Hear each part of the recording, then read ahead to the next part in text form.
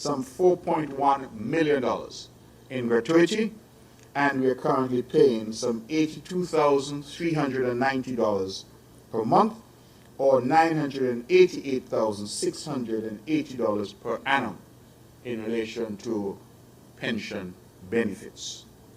Now I want to emphasize something, and these numbers, I'm sorry, were as of July 2024, so as of last month. So let me say it again. As of last month, 80 NE workers had benefited under this scheme already. They had collected $4.1 million in gratuity and are now collecting $82,390 monthly, or $988,688 per annum.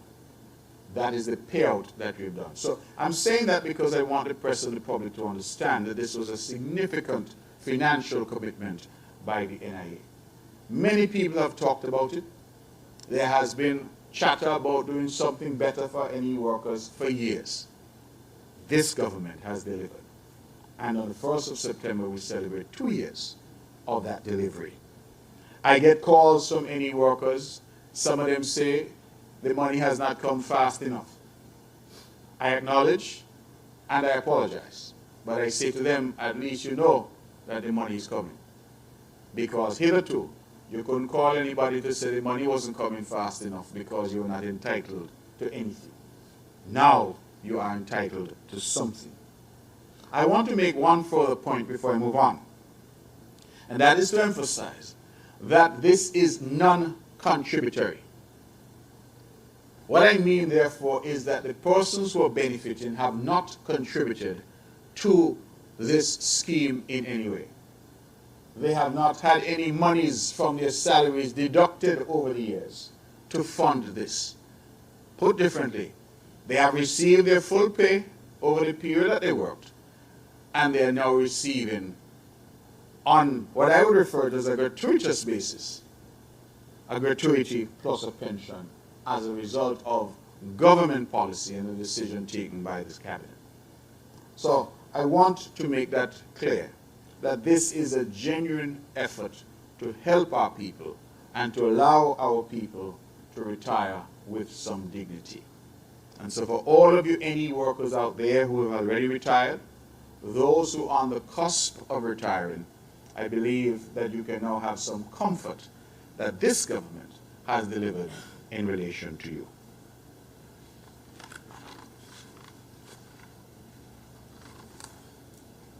Let me move quickly to Culturama. Culturama 50, I believe, will be remembered as the biggest and undoubtedly the best Culturama festival ever celebrated on Nevis. The 50th anniversary was twinned with a homecoming celebration that attracted thousands of returning nationals from wherever divisions reside throughout the diaspora and on our sister island of St. Kitts. The 13-day celebration officially began on July 25th with an impressive opening ceremony. The ceremony featured cultural performances, reflections on Culturama over the last 49 years, and a lively and entertaining lineup. The highlight of the evening was renaming the Nevis Cultural Complex to the NEDAX Cultural Complex. The original members of the NEDAX group who pioneered the first Culturama Festival were invited to unveil the sign. I want to pause a moment there because I don't think that that simple gesture quite achieved the coverage that it ought to have achieved. The cabinet sat and the cabinet determined that the main venue for cultural activities on the island, hitherto called the Nevis Cultural Complex, should be renamed in favor of the Nevis Dramatic and Cultural Society. I hope I got that right, NEDAX. NEDAX was the group that had the idea to have Culturama. It was led by the late, great Cabo Howell, but it had participation from a large number of ordinary divisions who saw that it was important to preserve our culture. And 50 years later, we are standing on the shoulders of those who have gone before. I was particularly happy to see so many original NEDAX members show up for purposes of this renaming. and I thank them for their contribution, and I'm pleased that the Cabinet was able to take that decision to remember the contribution of NIDACs by renaming the main facility for Culturama after this very important organization. Under the patronage of the Honorable Eric Evelyn, our Deputy Premier and Minister of Culture, we also were able to award some 61 deserving individuals, organizations, and corporate entities for their outstanding contributions to the festival at the Wally Cultural Icons Awards ceremony. The awards were presented in the following categories: cultural trailblazers, cultural visionaries, cultural royalty, cultural rhythms, cultural spirit, new vision pillars, cultural entrepreneurs, and cultural legacy. We congratulate all 61 recipients. We had several competitions as part of the C50 festivities. These included the Greenhouse Band and Nevis Solid Waste Management Authority Junior Kaiso Contest, the Miss Culture Swimwear and Mr. Cool Contest, the Bonnie Panorama Contest, the Republic Bank Mr. and Miss Talented Youth Pageant, the National Bank Soca Monarch Contest, the TDC Senior Kaiso Monarch Contest, the Bank of Nevis Limited Miss Culture Queen Pageant, and the Road March Contest and Grand Parade of Troops. Winning the Greenhouse Band and Nevis Solid Waste Management Authority Junior Kaiso Contest was Mighty J, followed by Mighty Zen in the first run-up position and Lady B in the second run-up position. We had Princess Kaylee in the third run-up position. Winning the Mr. Cool contest was Mr. Nevis Cultural Development Foundation St. Clair Rollins, followed by Elisel Dorset in the first run-up position and Levante Liebert in the second run-up position. The First Federal Credit Union Miss Swimsuit was captured by Khadija Lewis, and that was followed by Nangela Semple in the first run-up and Shaquaya Flanders in the second run-up position. The Wally Rhythm Steel Orchestra walked away with the winning prize for the Bonnie Panorama Contest. The St. Thomas's Primary School emerged winners of the Culturama 50, Republic Bank Mr. and Miss Talented Youth Pageant. Alwyn Douglas Jr. and Kaija Nisbet represented them. The first run-up went to the Charleston Primary School, represented by Kadeem Taylor and Shajne Keynes, and the Elizabeth Pemberton Primary School was second run-up, represented by Dylan Elliott and Zacchaeus Stapleton. Joyce and Library Primary School placed third, with Natra Mathura and Elijah Hendrickson representing them. Delhi Ranks, whom I last saw posting photos from Europe, where he's performing with Small Axe Band, he would have successfully defended the National Bank Soca Monarch Groovy title, and Rocco Dan placed first runner-up. Empress placed second runner-up. The duo of Ras Brown and Rocco Dan, father and son, captured the winning place in the power segment of the National Bank Soca Monarch contest. They were followed by Big Six in the first runner-up position and T-Bone in the second runner-up position. Veteran Calypsonian Oscar King Astro Brown won his sixth Culturama Kaiso crown in the C50 TDC Senior Kaiso Monarch contest. I congratulate him, my friend and brother. But Lady Destiny placed first run-up, while This and That, the perennial favorite, captured second run-up. We thank TDC for partnering with the Nevis Island Administration to make the grand prize of a Toyota Raise available to the C50 Senior Kaiso winner. Put it differently, the Senior Kaiso winner walked in with a brand new vehicle for Culturama 50. The Miss National Bank Group of Companies, Shequania Jeffers was crowned the Bank of Nevis Limited Miss Culture Queen for Culturama 50. Vanessa Simon placed first runner-up, and T. Carly Edwards placed second runner-up. We want to thank Monroe College, through the efforts of Nivision Sherman Green, who works there, for the kind donation of a 4-year academic scholarship to the Bank of Nevis Miss Culture Queen pageant winner.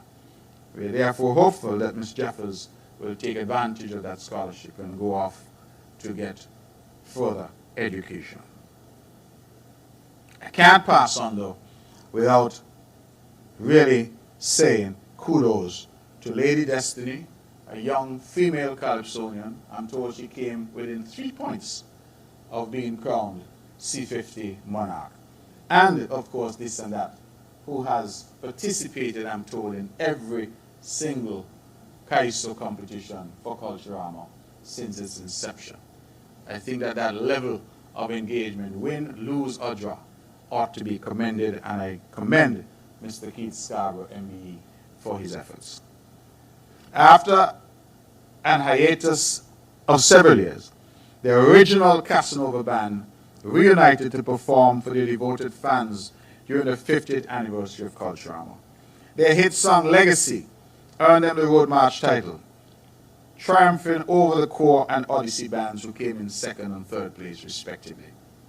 The Grand Parade results, fantasy category: first were Four Seasons, Cultural Energy; second, Anastasia Revelers; and third, Royal Rampage. In the float category, first, The Legacy of Masquerade; second, Who You Bull Be; third, St. James Fun Lovers, Orlando Beauty. In the folklore category, first was David Dynasty, Big Drum Masquerade; second was On the Spot; and third was NYDC Masquerade Troupe. The Old Mass category, first, Those Were the Days. I want, ladies and gentlemen, to join the Nevis Culturama Committee to congratulate all C50 winners and participants participating in this significant celebration. Demonstrate your commitment to preserving Nevisian cultural heritage. We want to applaud the contribution of the private or fringe activities promoters towards the festival's success. Special thanks to Cane Juice Entertainment and Tropics, the Rhythms Dance Theatre, the Ministry of Tourism, the Department of Agriculture, Tim Keynes and Associates, the Empire Sports Club, the Nevis Cricket Association, the SKN Drag Race Association, the Nevis Theatre and Film Association, the organizers of the Miss Dainty competition, the Powerhouse 50, Legends Calypso Show, the Herbert's Beach Affair, and Miss Caribbean Culture Queen Pageant, the Ubrenta Sunday Brunch, the Junior Soca Dawn, Glow in the Dark Street Fete, and the Art Show Jubilee. Partner with the committee enabled us to offer a wide range of activities for Culturama 50. The non-competitive co-events organized as part of the festival included the Culturama 50 Wet Fete, the Emancipation Concert, Juve, Poets in the Square, nightly entertainment at the Cultural Village, Panyard, Action Corner, Pan and Fashion Fiesta, and the Soca Teas and Kaiso Tents. These events similarly contributed to the spectacle of Culturama 50. Incidentally, as part of including all of these, the Soca Teasers and Kaiso Tents were scattered all across the island. In the villages, at the little shops, everybody got a bite. And that was the intention, to spread the culture into the community. I make special mention of the Art, Craft, and Cultural Food Fair, which has stood out for many years as the festival's signature event. This year saw record numbers of 90+ vendors operating at the event. Similarly, this year's event recorded the highest ever attendance at the spacious and attractive Malcolm Guichard Recreational Park, as thousands of patrons came out to savor the local delicacies that were on sale, meet, greet, and mingle with friends, while enjoying a wide variety of entertainment that was provided. The combination of the above events created a spectacle never before witnessed on Nevis for any Culturama celebration. Let me also extend special thanks to the corporate community for their generous financial contribution to our festival. Your partnership made the festival possible. We are eternally grateful to all stakeholders for their part in making the festival a success. To the vendors, service providers, revelers, entertainers, and contractors who ensured that our venues were improved significantly and made ready for C50. You all remember, members of the press, some say it couldn't be done. Well, they did it, and they delivered in time for C50. The homeowners who offer their homes to the homestay program, and all other significant players, we thank you for playing your part. The economic impact, ladies and gentlemen, of Culturama 50 cannot be understated. We are even now trying to assess the full extent of that impact. And that impact was felt not only on Nevis, it was also felt on St. Kitts. I have pointed out, for example, that many who came home for the homecoming celebration could not find accommodation on Nevis. And so they stayed at hotels on St. Kitts. The Goombay dancers from Bermuda, who have a version of our masquerade, they came to showcase their talent, a large group, and they stayed at Sugar Bay Club on St. Kitts, even though they came to participate in Culturama on Nevis. We all saw the movement of cars via the Sea Bridge and iConnect. In fact, iConnect is reporting that just over that weekend, they would have moved over 300 cars coming from St. Kitts to Nevis. We also would have seen the car rental agencies, including agencies that traditionally do not have a presence in Nevis, like Hertz, brought over scores of vehicles in order to make available those vehicles to the large influx of visitors. The restaurants, the various entertainment spots, those who are cooking local food. In fact, I won't call a name, but one restaurant owner said to me that if anybody said they did not earn for Culturama, tell them to call her, because it's likely to tell it. And she said that she did well. And that's what we want to hear. So we're grateful to all. The influx of people into the Federation would have impacted our hotels, guest houses, restaurants, supermarkets, grocery shops, water, taxi and ferry operators, car rentals. The increased airlift into the Federation was significant. In fact, we have seen some information which suggests that American Airlines moved over 6,000 people in July into the Federation. We are confident that a significant number of those were coming for Culturama and our homecoming celebration. To our returning nationals, visitors, guest performers, and all others who travel to Nevis for C50, we thank you for answering the call to join us for the homecoming celebration. I have mentioned the Goombay Warriors, and I emphasize them again, and thank them for traveling all the way from Bermuda to showcase their talent with us. As we look forward to 2025, we anticipate your participation in even greater numbers. Save the date, July 24th to August 5th, 2025. Let me turn my attention now, ladies and gentlemen, to a sad matter that has to do with the passing of young Devon Paris. I mention it here because Devon was a worker at the Ministry of Tourism. And he, as we know, was unfortunately killed along with his young nephew, only 9 years old, on St. Kitts, where they had gone for purposes of, I'm told, celebrating her birthday. I would want to go on record to extend sincerest condolences to the family of the late Devon Paris, and I wish to use this opportunity to express to his family our thanks for his years of service as a lifeguard at Pinnis Beach. We introduced lifeguards at Pinnis Beach in 2017, and he has been there for that period of time. His service will in fact occur today, and I hope to attend to show my respect to the family of the late Devon Paris.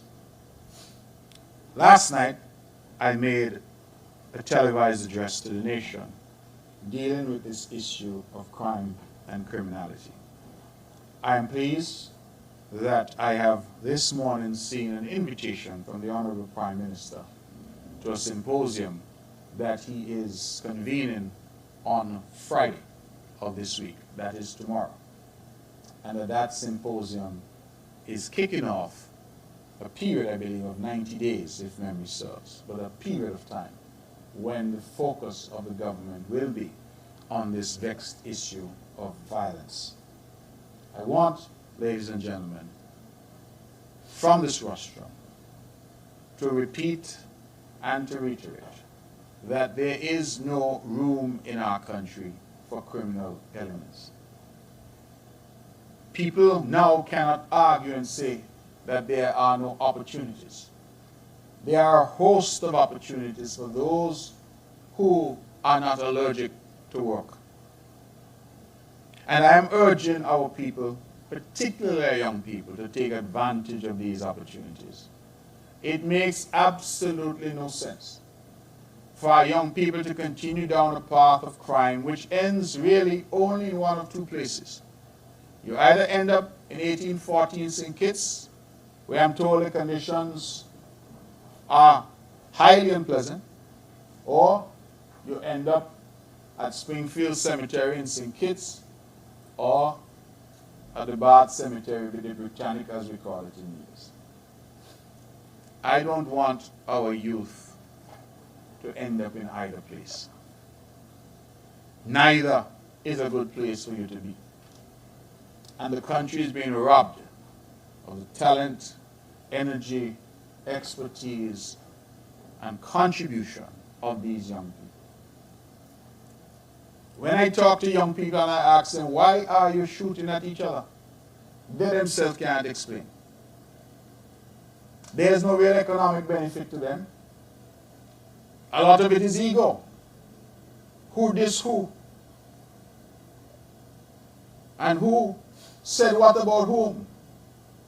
And because we've become a society where we have lost the ability to reason and to talk to each other, we resort to violence, and the worst form of violence, where we take somebody's life. Imagine you're taking somebody's life because they diss you. Imagine that. You feel that they said something that was disrespectful, and that is enough to take somebody's life. I believe, as I have said and continue to say, that crime is a social problem. It is a social disease. It is something that comes from us and from our midst. All of us are related in some way to these criminals. Some of them are your boyfriends and girlfriends. Some of them are your brothers and sisters, your cousins, your neighbor. Some of them are your classmates, or you taught them in school. And so all of us must own the problem. On a program last night, I called in to comment that in Antigua, which does not have the high numbers of homicides as we have recorded, that Prime Minister Gaston Brown has come out quite forcefully in relation to that matter. Some may say he's doing what he ought to do as Prime Minister, and I agree. But what I also notice is that one of his chief political opponents now, Asap Michael, came out with a statement.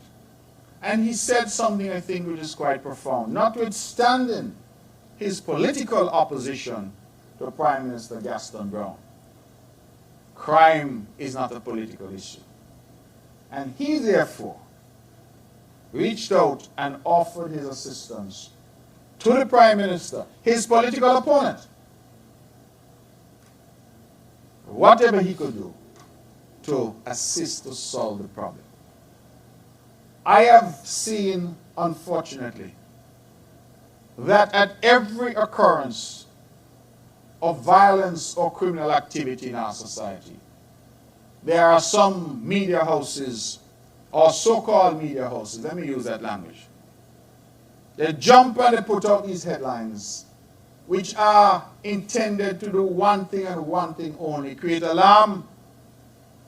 And somehow they feel that this serves some political agenda. And I'm not sure why. Because since this country has been grappling with violent crime, every single administration, the Denzel Douglas-led administration, from 1995 until 2015, had this problem. In fact, our most murderous year, I recall, was 2011, with some 34 homicides. Team Unity took over, under the leadership of Dr. Timothy Harris. And again, there were murders each year. In fact, the second most murderous year in the history of St. Kitts and Nevis was under Team Unity. 2016, if I recall, we had 32 murders. We introduced a program called the Peace Program, which I felt then and still feel, if managed correctly, could have made a fundamental difference. That program, however, lost its way because, like many other things, it was a good idea that was bastardized, and that became a tool for politics. But that program was really designed to afford young people an alternative pathway. It was never designed, certainly what was discussed in the cabinet of which I was a part, to pay people to stay home, pay people not to work, or to reward badness and bad behavior. Rather, it was designed to provide jobs, seed capital, to create businesses, and to give these youngsters a chance, because let's face it, members of the press, a lot of these youngsters who had a conviction, many of them when they were quite young, could not get a job in the private sector because most companies are asking you for a police record.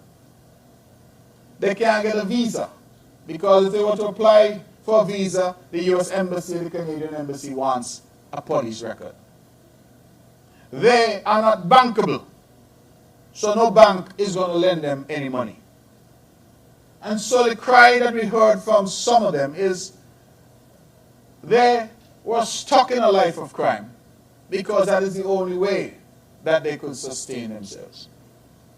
And so the idea really was to provide an alternative. It was never intended to create a dependency syndrome where people figure every morning they wake up, smoke a spliff or two, drink a dapper or two, members of the press, that's a Guinness, and then collect money every Friday. That was never the intention.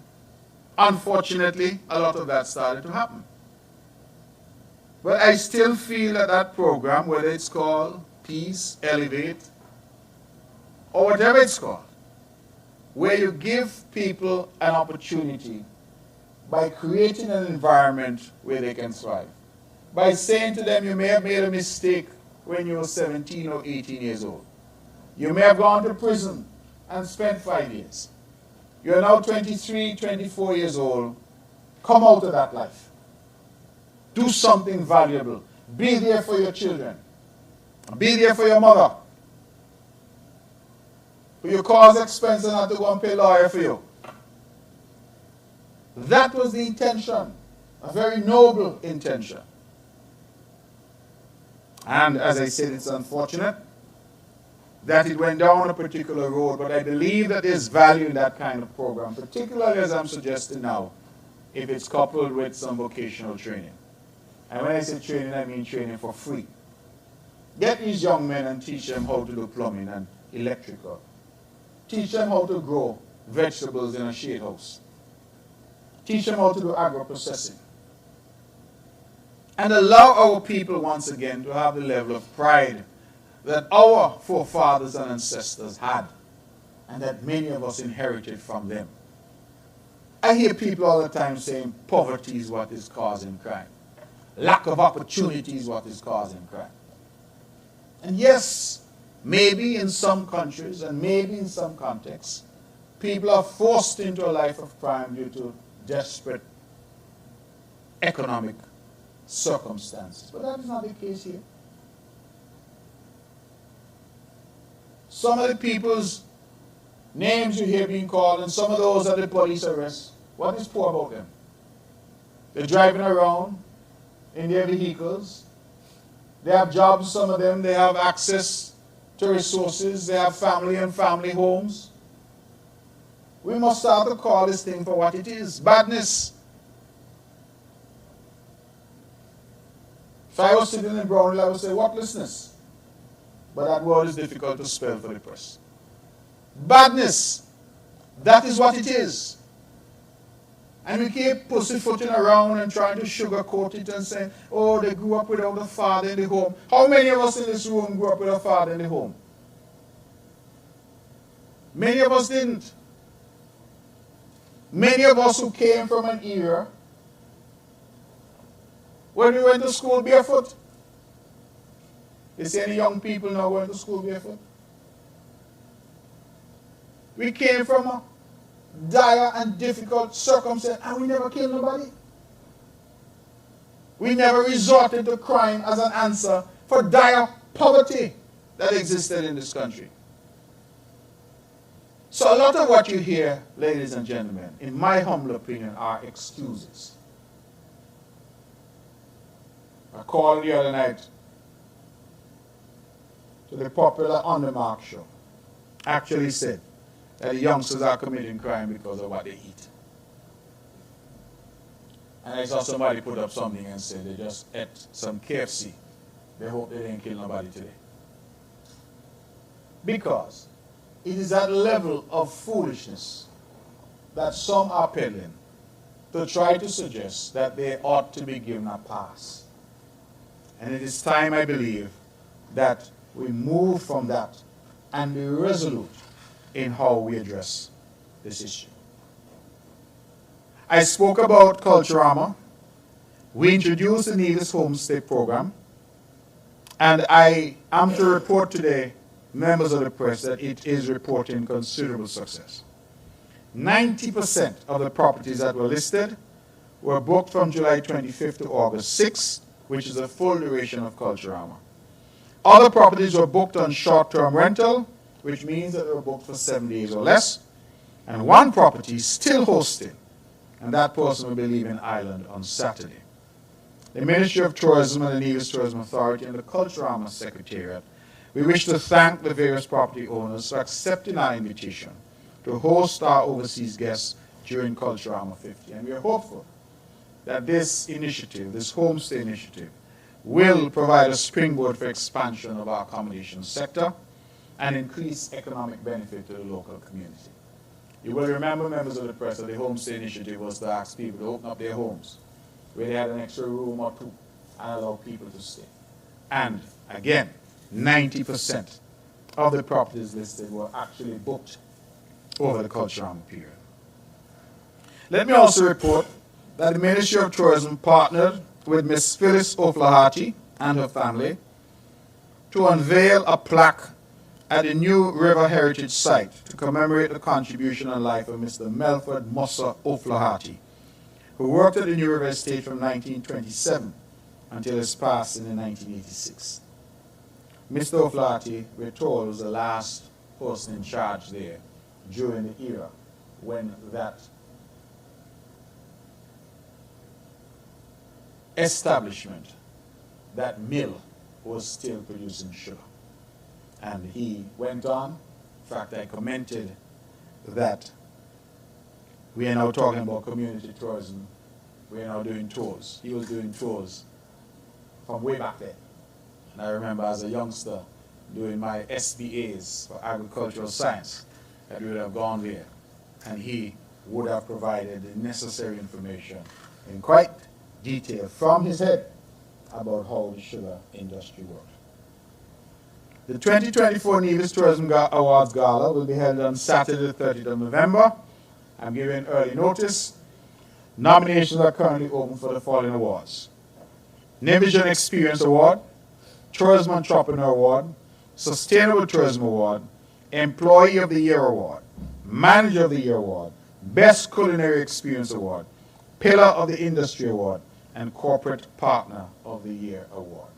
The deadline is Monday, 26 August. That's right around the corner. So please send in your submissions as soon as you can. Let me switch quickly to the issue of water. I start by commending the Honorable Spencer Brand and his team, because through hard work and some good planning, we have had no water interruptions on the island of Nevis over the past several months. I know the public had concerns, and we too had concerns, that with the thousands of people here for Culturama, the system would have been put under added pressure. We're grateful to God, because he sent ample rainfall during that period that reduced the pressure on the water system. But there was also a tremendous level of planning that went into ensuring that we had no difficulties with water, and I've had no difficulties with water. In fact, even as Tropical Storm Ernesto threatened, and we saw water being turned off in other islands and countries around us, the island of Nevis had no interruptions in that regard. So I say commendations to them. They have done well. As you know, we are currently now seeking to access more water. We have contracted a company from Trinidad to do drilling, and they have embarked since the 31st of July at the first site, which is in Maddens. They are currently at 250 feet. The target depth is 722 feet, and we expected to find water at around 500 feet. Unfortunately, we have had some setbacks with the drill rig. We have had some setbacks because there have been some unforeseen mechanical issues, and as a consequence, I'm told that we will be delayed for several days while they fix those issues. We are also embarked, as you know, on a small desalination plant, and the Minister, the Honorable Spencer Brand, will give more information as and when that becomes necessary. Let me also announce that as we try to enhance our billing and ensure that our consumers and customers have more accurate billing, we have embarked on a program of changing out some faulty water meters across the island. We have started out in Cherry Gardens and will continue in the Golden Rock area. Areas in close proximity to these communities will also see some of their meters change. All we're trying to do is update the efficiency so that people have greater confidence that what the meter shows is accurate in terms of their consumption. Let me also make an important announcement on behalf of the Department of Physical Planning. The Department of Physical Planning is seeking to bring greater awareness to the general public, largely because we're seeing a considerable uptick in construction on the island. As a result, the Planning Department will be hosting a series of public consultations over the coming weeks, beginning at 5 p.m. today at the Franklin Brown Community Center. The general public is encouraged to attend and get information as it relates to the requirements and procedures surrounding development projects and applications. So I don't want you to say that you're having a difficulty with planning or planning is difficult. Find out what you require, and they're coming to you to try to give you accurate information as to what is necessary as you embark on building your own home. The Nevis Disaster Management, in partnership with the Global Support and Development and Regional UAV Services, have scheduled, a course on unmanned aerial vehicles, drones, during the period 26th to 30th August at the Nevis Management EOC building. The course aims to provide participants with the knowledge and skills necessary to safely and effectively operate and maintain drones. The training will be held daily between the hours of 9 a.m. and 3:30 p.m. And I'm suggesting that all those who have drones and who operate drones, we know we have a lot of photographers and other people who are using them, that they avail themselves of that. We are and want to ensure that we have no accidents involving drones. The GSD, which is the Global Support and Development, they have also approved one Autel Evo 2 640T Enterprise drone to our disaster management as part of the training. And I'm told that that's very significant because that drone has infrared capabilities. So it can be very useful, especially if we're doing search and rescue. Public Works Department are continuing their usual road maintenance program, especially since the passage of Tropical Storm Ernesto. Ladies and gentlemen, we had a tropical storm. That tropical storm led to a deluge of rainfall. I believe that every kindergartner understands that when you have storms and rains, you're going to get potholes. That's not rocket science. The water settles, our roads are asphalt, and you get potholes. I was therefore amused and bemused to see people who I think are sensible members of the Nevis community getting all excited about some potholes that would have developed in the roads as a result of the storm.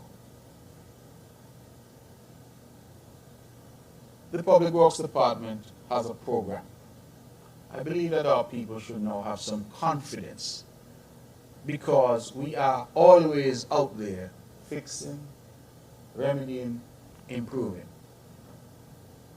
And obviously after every storm, they go around and do their assessment, and then they come and they do the repairs. For people to be jumping up like Christmas come early because there's a pothole in the road strikes me as foolish in the extreme. And I just want our people sometimes to reflect on some of the things they say and do. Some of the things that they feel they have a gotcha moment, they're going to play a little politics with this because it's really nonsense. Which island in the Caribbean after a tropical storm doesn't have a few potholes that develop? Name me the one, and then come back and say that you're leveling criticisms. And if on the island of Nevis, where water didn't go off, and Nevlec, by the time the all clear was given, on that evening at 8 p.m., could say that 99.5% of divisions were back on in terms of their power. We saw even our sisters in Kitts, 24 hours later, 36 hours later, water and power still out. Nevis power was back on to 99.5% of our homes and businesses that very night. By the time the all clear was given, Nevlec had our power back on. Water, we never lost that. The roads held up because of the engineering and drainage. The bridges and guts, we had cleared the guts before. So we had no problems.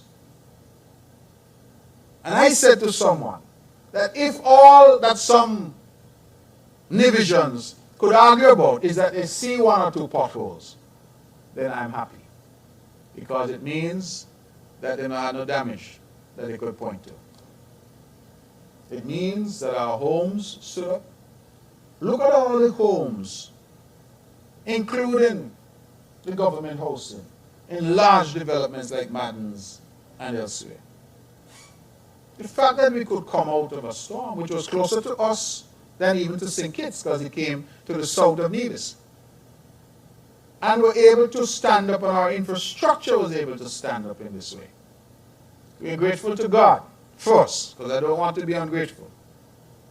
But we also must give some credit to the quality of what is being done on Nevis in terms of the infrastructure and the investment in that infrastructure. In fact, our Nevlec guys have done so well that I'm told that 4 of them are currently in Carriacou, assisting the people of Grenada, Carriacou, and Petit Martinique to get back their power after the passage there of Hurricane Bertil, it was called? Beryl, that passed earlier this year. I think that we need to start to give Jackie's Jackie. And we really need to start to not major in minors.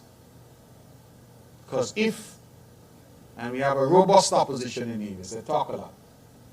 And if their big concern is that there was a pothole or two, not that the rest of the road network stood up, Nevlec stood up, water stood up, but a pothole or two was their focus, it tells me that we're doing well on the island of Nevis.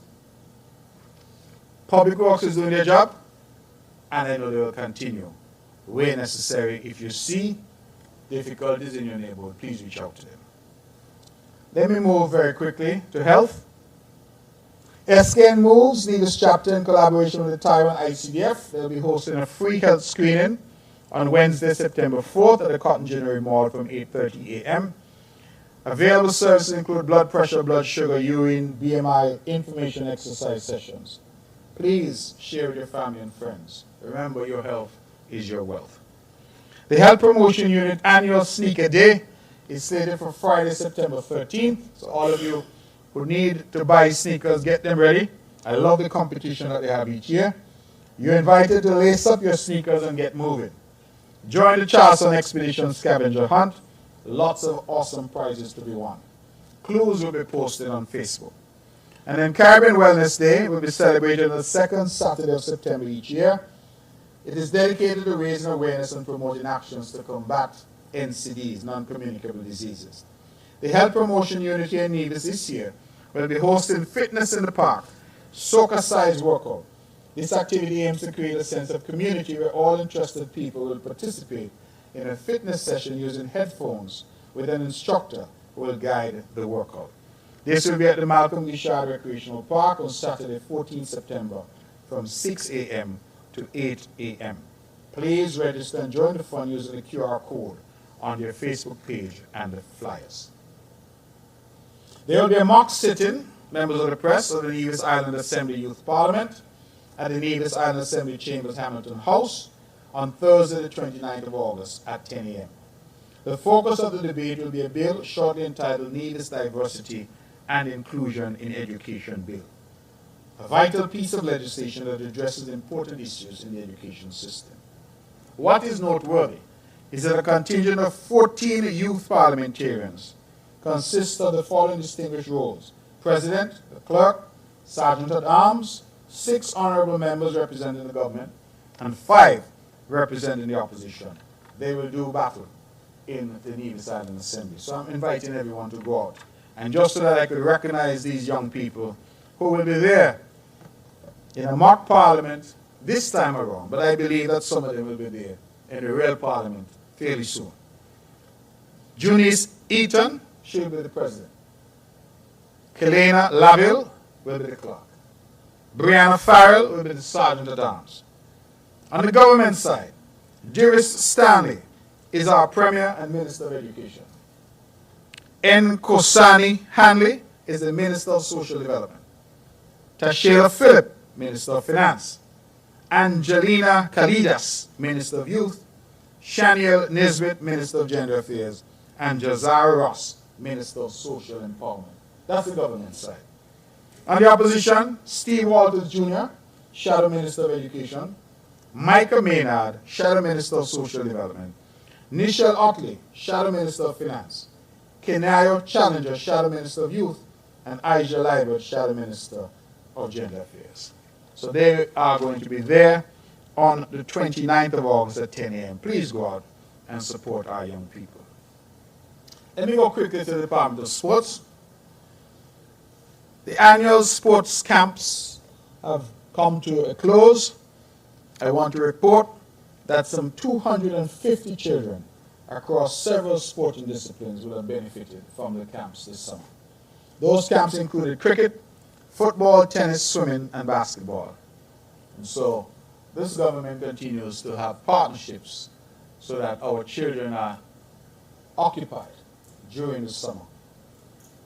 Cricket, West Indies Under 17 tournament, Carlton Pluck, Light Brown, and Amory Jones were selected to the Leeward Island Under 17 cricket team that participated in the Cricket West Indies Under 17 tournament in Trinidad and Tobago in early August.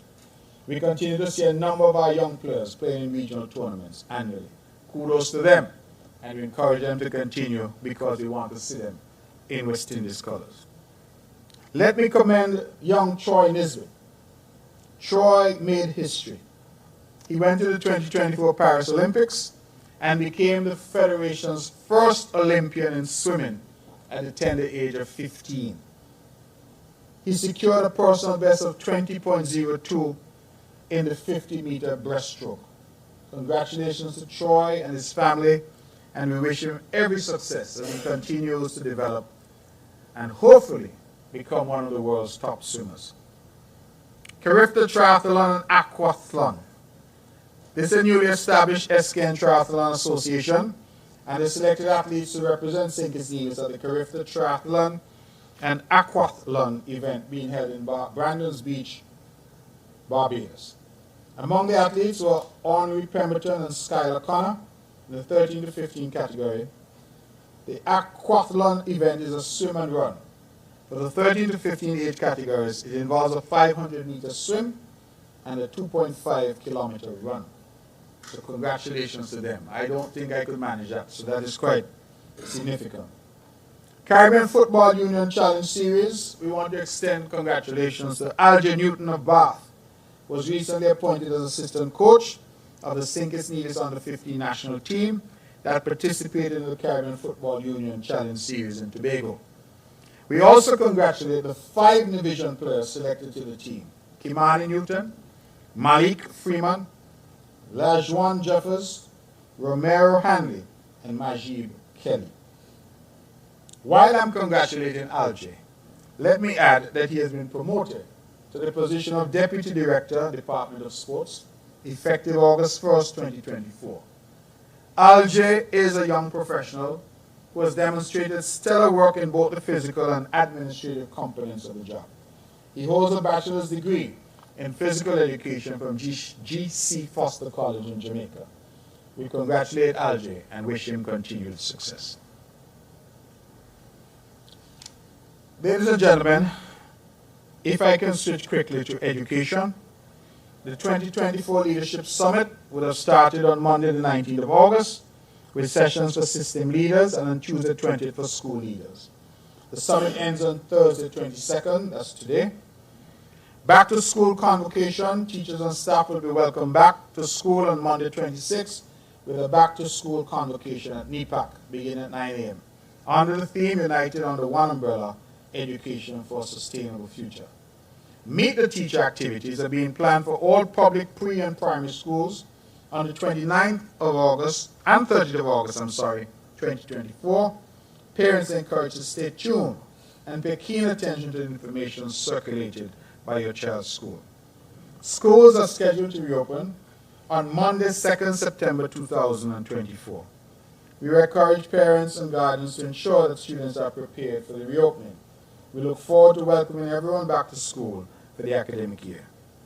Mr. Juan Williams has been promoted to the post of Deputy Principal Education Officer effective 1st August 2024. Mr. Williams comes with decades of experience in education and leadership. He previously served as the principal of Charleston Secondary School and more recently as the education officer with responsibility for secondary schools, curriculum and assessment. We congratulate Mr. Williams on his promotion and wish him every success in his new role. Let me wrap up, ladies and gentlemen, with some financial information. As you know, we are now in August. It means that we would have had an opportunity to see the numbers for the new Standard Administration for the first 6 months. In relation to our tourism and development levy, which is a 2% tax that is levied on restaurants and hotel accommodation stays, I am pleased to report that for August, normally as we know, a slow month, our revenue was up 16.55% on the same period last year, and it is up 208.5% over the same period in 2019. 2019 being our last full year prior to the COVID pandemic. That is for the month of August. In terms of the overall performance of the Tourism and Development Levy, we are up 6.4% over last year, 2023, as at this point. Last year, as at this point, that is up to August, we had collected just $2.75 million. And this year thus far, we are at $2.94 million from that 2% tax. I would want to commend the board, CEO, and staff at the Nevis Tourism Authority for their continued excellent work. Let me look at the broader picture and give some snapshots for the press and for the public. We are looking at the fiscal performance of the new Standard Administration for the period January to June 2024, and we are comparing that to the same period in 2023. The total revenue for the period January to June 2024 was $119.89 million, an increase of 10.6% or $11.49 million when compared to the same period last year. For those who may be taking a note, this year, for the first 6 months, our revenue is 119.89 million. Last year, the same period, it was 108.39 million.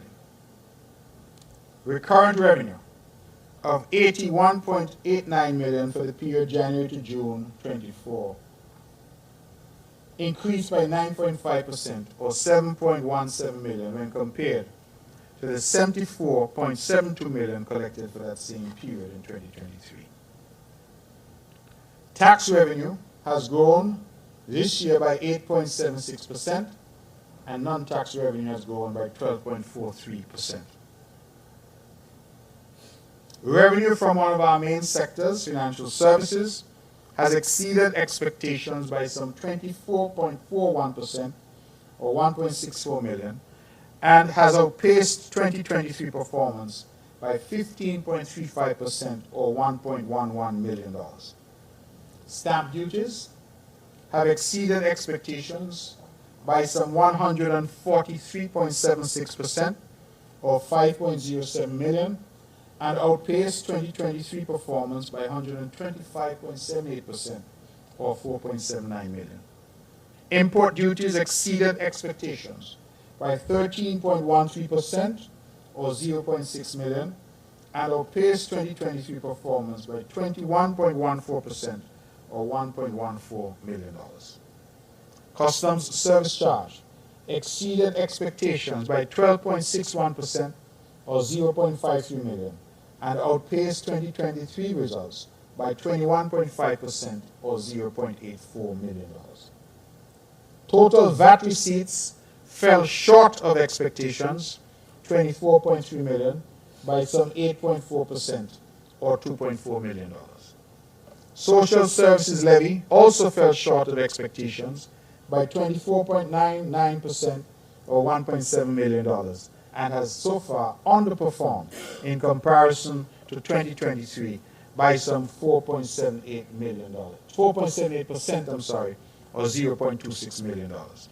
Corporate income tax fell short of expectations by some 36.61% or $2.24 million, and underperformed in comparison to 2023 by a whopping 50.43% or $3.95 million. I have therefore given you the positives and I've given you the negatives in terms of the overall performance. As I said, these are just headlines. Let me move, because that was the revenue side, to the expenditure side. Recurrent expenditure for January to June increased by 10.49% or 8.11 million when compared to the same period last year. Current expenditure for the period January to June came in under budget by 0.37% or $0.32 million. Two main areas of outlay for our expenditure continue to be personal emoluments at 51.93% and goods and services at 21.54%. Personal emoluments continue to be a difficulty that we're grappling with. However, personal emoluments for the same period in 2023 amounted to 57.19%. So last year, as of June, personal emoluments were 57.19% of our expenditure. This year, it is 51.93%. So it is falling. And last year, goods and services were 20.89%. This year, that has risen marginally to 21.54%. Capital expenditure for January to June 2024 has outpaced that for the comparative period in January to June 2023 by 0.91%. Expenditure by the Ministry of Communication accounted for 30.86% of the outlay, followed by the Ministry of Agriculture, 26.98%, and then the Ministry of Tourism at 12.5%. Just so you know, the Ministry of Agriculture's expenditure will largely be on getting the venues for Culture Armor ready, because that is the same ministry as the Ministry of Culture.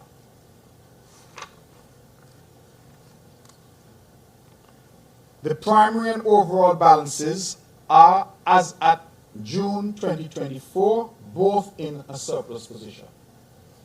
and that has widened in comparison to that position as at the same period in 2023. However, the fiscal deficit has increased in comparison to its level as of June 30, 2023. This indicates that recurrent revenue growth is still not sufficient to support the current rate of expansion in recurrent expenditure. So we still have work to do. The fiscal gap, though larger than in 2023, is considerably smaller than it was in 2022 and 2021. Also, both the overall and primary surplus balances are at the highest levels over the 8 comparison periods, 2017 to 2024.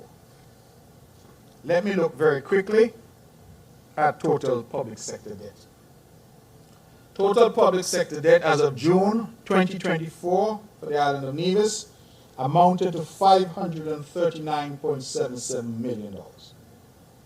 In comparison to debt levels as at the same period last year, this was at $544.45 million, which indicates a marginal net decrease of 0.85%. Public sector debt stocks remain persistently high. Public sector debt as of 30 June 2024 consisted of $478.61 million in central government debt and $61.16 million in government guaranteed debt. Domestic central government debt increased by 0.5% or $2.25 million when compared to debt levels as of June 2023. However, in terms of our external debt, that is debt owed to creditors outside, that would have declined over the period by some 11.95%. I've therefore tried to give you, ladies and gentlemen, a snapshot, and I have presented the information as it has been presented to me as the Minister of Finance. I will leave matters there and invite any questions that you may have, but I hope that I've given you sufficient information to garner a headline or two. Thank you very much, and I look forward to your questions.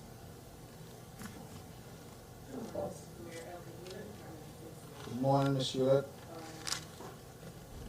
We see that the federal government is coming under fire for what people are calling excessive travel in the Navajo Island.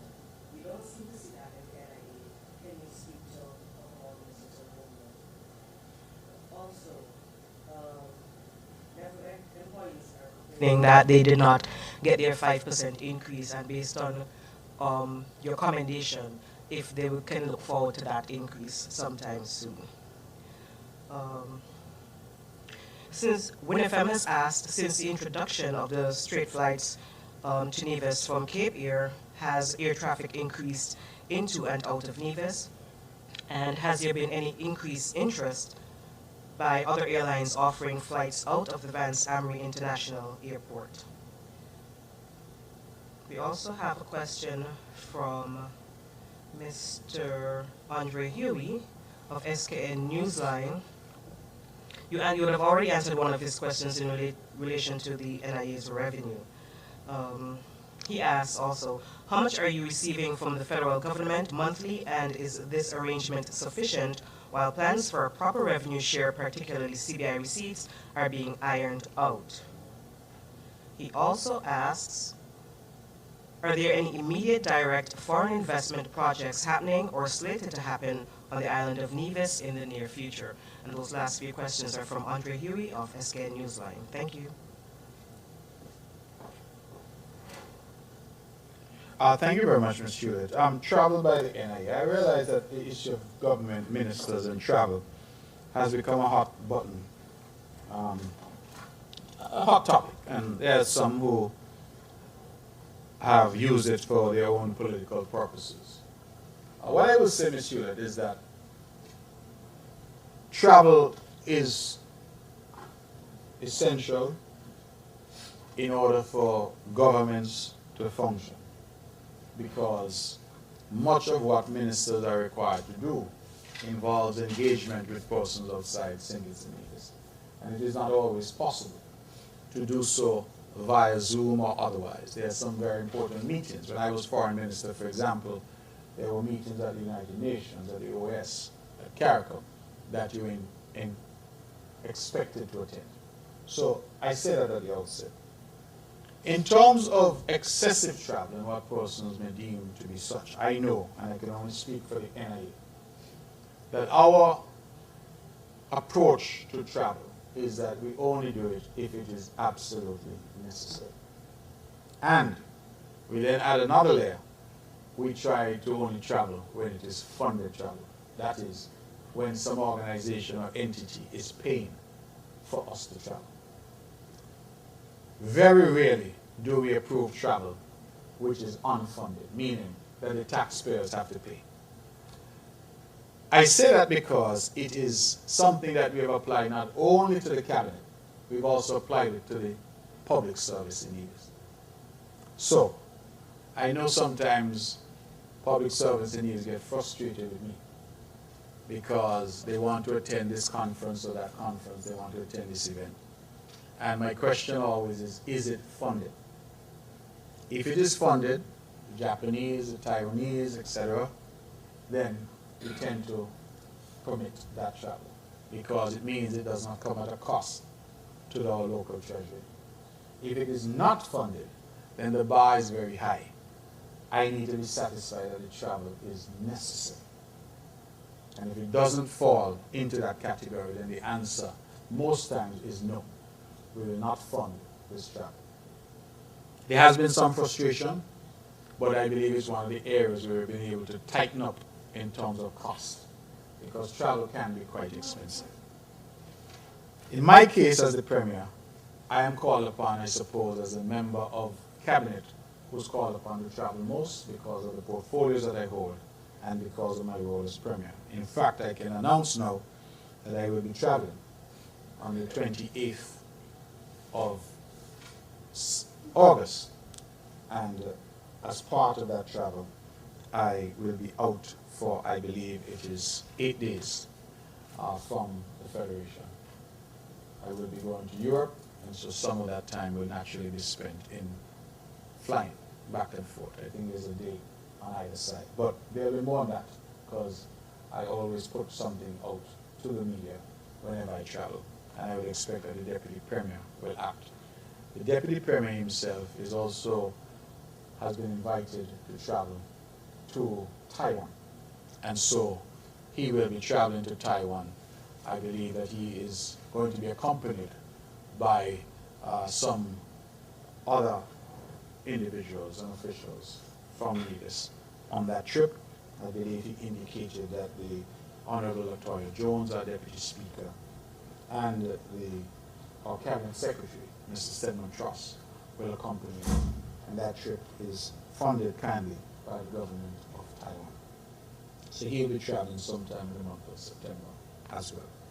But I think it comes down to just exercising necessary control, Ms. Hewlett, ensuring wherever possible that we attend meetings via Zoom or one of those meeting platforms. And as I said, once the travel is not funded, then the bar is very high. We have to be able to justify it as necessary.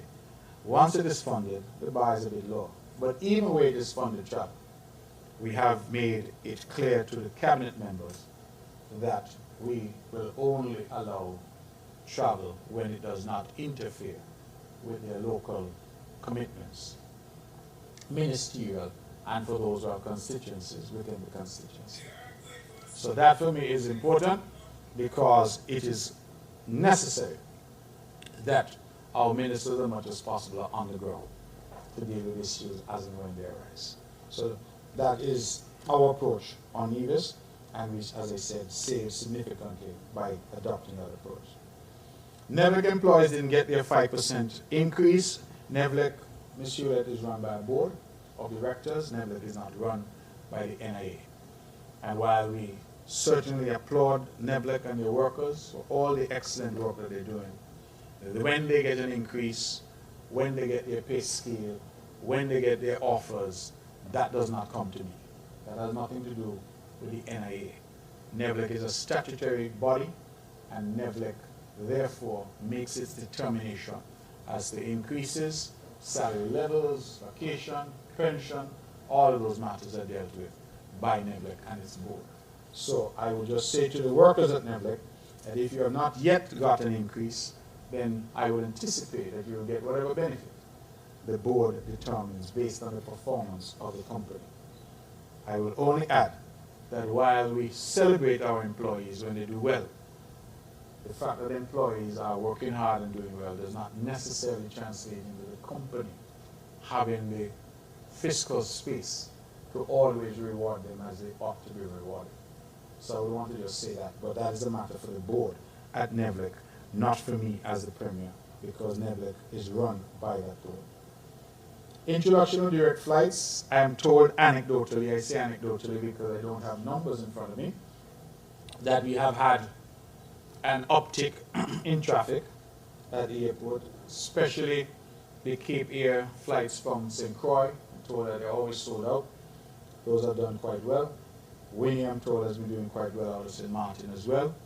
And so we continue to work on those. We have direct flights from St. Thomas. I know that the St. Thomas flight, which is a daily flight on Cape, that is being evaluated to determine whether or not we need it every day. But certainly we continue to have those flights. Also, of course, Trans-Anguilla, which is taking us to Anguilla and Antigua, as the case may be. Increased interest from other airlines, I'm not aware that we've had increased interest, but as you know, Ms. Hewlett, we have said and been quite open about it. The problem we have at Bansamri is that the infrastructure is obsolete. So we're trying our best to upgrade that infrastructure. And incidentally, on that airport project, we did hit a bit of a delay in terms of negotiating the last parcel of land that we need for the airport expansion. But we feel that we now have a way, we now have a pathway. And so we anticipate that we'll be able to wrap up that side of things very quickly. And once we have that, while that has been happening, of course, the work has been continued in terms of the preparatory work, in terms of the design and the engineering work. And so we would anticipate that once we can remove that bottleneck or that delay that has been caused by a negotiation, protracted negotiation with one landowner, that we'll be able to move forward thereafter. The amount received from the federal government monthly, in terms of a direct contribution to the NIA from the Citizenship by Investment, that has remained at the same level that it was when Prime Minister Drew and his administration took over. That is $5.5 million per month. That was the amount that we have been getting and continue to receive directly. But I must say, as I've said on numerous prior occasions, that Prime Minister Drew has also ensured that all programs that are put in place nationally are extended to needs. So, for example, if they're back-to-school programs, if there are amounts that are being afforded to nationals, if there's the dividend that is paid, the $1,000 that was paid, all of that was extended to needs as well. So that may not come to the government, but it is going to citizens who live in needs and who qualify. So I want to just make that point. In addition, as I explained before, the Prime Minister has also made to us 25%, available to us 25% of an annual sum that has been received by his government from the Republic of China, Taiwan. And that sum, for example, this year was what we used to do the renovations at our cultural venues, or Culturama, NEPAC, Cultural Village, and the Cultural Complex. So that is in addition, if you will, to the regular amount that comes of $5.5 million per month. In terms of investment projects, we are hopeful that we will see some movement on this long-promised and long-awaited Windham project. They have identified a new parcel of land in the Paradise area, and they're now going through all the planning and related stages of that.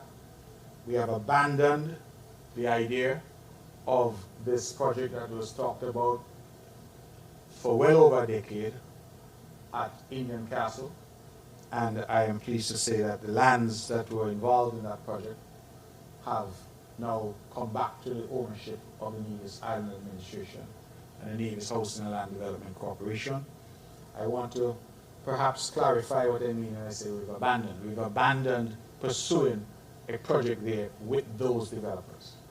And we are now looking to see if we can get other developers who can deliver our project to us on that same site. So we've not abandoned the idea. We just abandoned and disentangled ourselves from the legal entanglements that we had in relation to those lands. You recall that we had talked about an Aman resort, and then we talked about a one and only resort. Neither materialized, and we realized that the years were passing by. And so we severed that relationship with that developer, secured the lands in terms of the title of those lands, and we are now seeking alternative partners to try and develop that particular property. Anything further?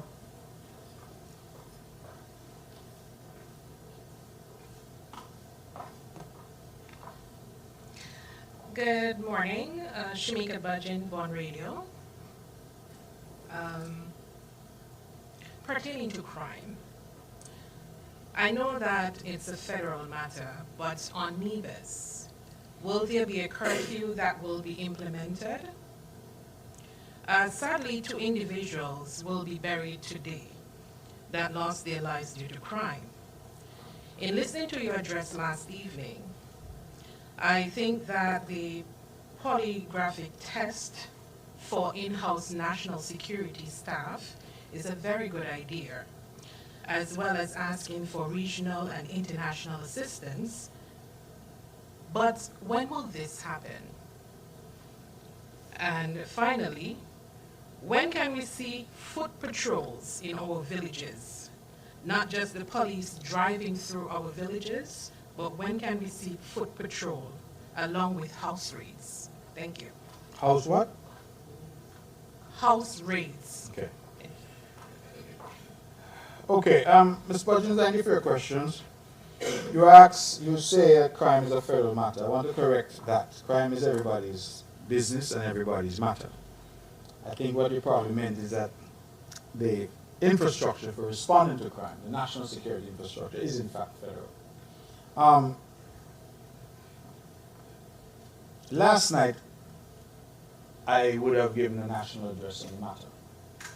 In my twin capacities as leader of the opposition nationally, but also in my local capacity as Premier Leaders. The Constitution really puts the responsibility for fighting crime in terms of national security apparatus in Bastille, on the federal government level. There is, for example, no budget in the NIA budget for national security. Police, military, etc., Coast Guard, they all take their instructions, direction, budget for their activities from the federal government. What the Constitution says is that as Premier of Nevis, I can give directions to the police, generally, but the police cannot accept any directions from the Premier that are contrary to directions given from Bastille. So put differently, my role as Premier, and anybody in the position as Premier, really just has a general oversight, but no actual authority in relation to the forces in Nevis. I can't, for example, even decide who of the officers will serve in Nevis, who will be in charge in terms of the Division C, which is Nevis. Usually, I get a notification, like everybody else, that so-and-so has been transferred as the officer in charge in Nevis. That is how it has functioned over the years. And so in a very real way, our security on the island of Nevis is in the hands of the federal government. And that is the same as the security of St. Kitts, the security of the Federation. I want you to understand, Ms. Budgeon, that when I spoke last night and when I speak from the position that I now occupy, all I can offer are ideas, suggestions, recommendations. I have no power to implement any of those recommendations. So you asked me some very interesting questions. You say, when will polygraph testing be introduced? When will the regional security forces come in? You ask, when will these things happen? And my short answer is, I do not know. I do not even know if those suggestions or recommendations will find favor in Basti. Because the objective of my statement last night, as I explained, was to excite some public discussion surrounding crime. As I said earlier in this press conference, I have now seen an invitation from the Prime Minister to attend a symposium happening on Friday. And I believe at that symposium, he will have an opportunity as a minister with responsibility for national security to lay out what, if any, of these recommendations he finds he and his team think have merit. And if the answer is none of them have merit, then what he's offering as a solution. Because ultimately the buck stops there. So my role is to provide support, and I've opted to take that path. Some say you're in opposition, you must oppose. But I do believe that on issues such as crime, taking a leaf out of what I commented on, seen in Antigua, that there's very little value in using this position that I have to simply oppose. There is, in my view, more value in extending the hand, as I have tried to do, across the aisle to say, let us work together. Because crime, Ms. Budgeon, is no respecter of persons, it is no respecter of party. I don't know any criminal who, before they rob you, they ask you support anarchy or CCM. You are PAM or your Labour. Criminals come to commit crime. They're not asking you those questions. So all of those out there who jumping up every time there is a criminal activity or criminal event, and they're acting as if Santa Claus has come early, I am urging them to move away from that, because that doesn't help us all. In fact, in my humble opinion, the only people who benefit when we the politicians and we the leaders fight are the criminals themselves.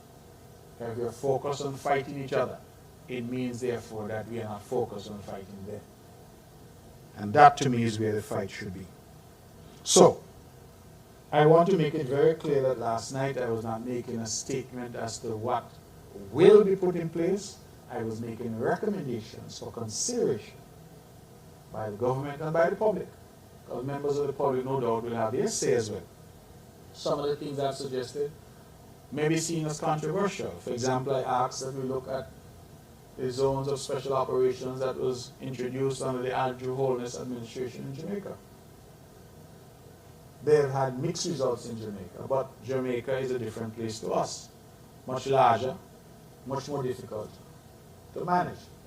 And as I understand, the ZOSO, or whatever that period, that was the acronym that was used, that they had limited and targeted states of emergency, where in areas that were problematic, that they could have a targeted state of emergency, curfews and the like, for that area, without shutting down the rest of the country.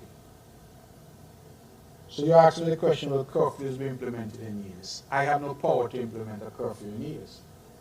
But let us be fair that currently, Nevis has not had the same spike that we're seeing on St. Kitts. That should not give us any comfort, because we understand that we are one country and that people move freely back and forth between St. Kitts and Nevis. But as the current statistics stand, Nevis has not had the same spike as we're seeing on our sister St. Kitts. So at this point, in terms of curfew, in terms of implementation of any of those ideas, those will be for matter for the Prime Minister, Minister of National Security, and his cabinet. And I believe you know that I don't sit in that cabinet, so it is for them. So all of these suggestions, polygraph testing, etc., regional assistance, reaching out to the FBI, reaching out to Israel. I know that that sparked some controversy as well, but Israel has some of the best surveillance. So whatever our views may be on Israel and the war in Gaza, This is not what I suggest you reach out to them. Reach out to them for their technology. They have some excellent surveillance. And so I believe that we can do a lot more in terms of that. And there's a constant request for more bodies. We need more police, we need more police. But sometimes I think what we need to do is to work smarter. And if you have police officers who are trained and can use technology to assist, we, for example, know that you can triangulate cell phones, you can know where a call is being made from, you can track them, you can listen, you can do a number of things. And some countries have this technology available to them. The question is, are we willing to reach out to those countries and say, hey, we need help? The first step in solving a problem is acknowledging that you have a problem. And once you acknowledge that you have that problem, to my mind, you then reach out to those who can help you solve that problem. And so there's technology out there. I think we need to do that. But again, that will be a matter for the federal government and whether they find value in any of those suggestions. Foot patrols, I smiled when you said foot patrol because I wonder if you have more comfort seeing police on foot or seeing them in a vehicle. Because if they're on foot and something happens, I don't know if they could run as fast and chase down the perpetrators. In a vehicle, they might do a better job. But I understand your question really to be greater presence in the communities. And so I would hope that as part of their policing plan, that they are in the communities more. I said in my speech that all leave should be cancelled and police should be brought back and say, listen, go into the communities. I don't want you sitting down in the barracks playing domino. I don't want you, at home. I want you in the communities. Because that's where you get intel, that's where you pick up information, that's where you see suspicious movements. Our country is so smart. There was a horrible murder that occurred right there on the foot of Craddock Road. The last terrible incident we had in these. And when I saw where that crime allegedly occurred, it is literally a stone's throw away from the police station. Literally a stone's throw. In fact, if police had run out of that police station and run up the alley, who knows? They might have been able to confront the criminals. It says something, Ms. Budgeon, that the criminals are now so bold that they will go in the police mouth to commit a crime like that. And so the police now need to respond. And I believe that we have exceptional policemen and women. I had a conversation with him, as I often do with Commissioner Sutton. And I have confidence in Commissioner Sutton. I want to say that. Because what happens a lot of times is when there are failures, we jump to blame and accuse, and we jump to say this must lose a job and that must lose a job. That tends to be our natural response. But sometimes you're not doing as well as you can because you have been dealt a bad hand. You have a difficult situation that you're grappling with. And I don't think that any of us need to sugarcoat it. That there are elements within the security forces that need to be weeded out. Just simple as that.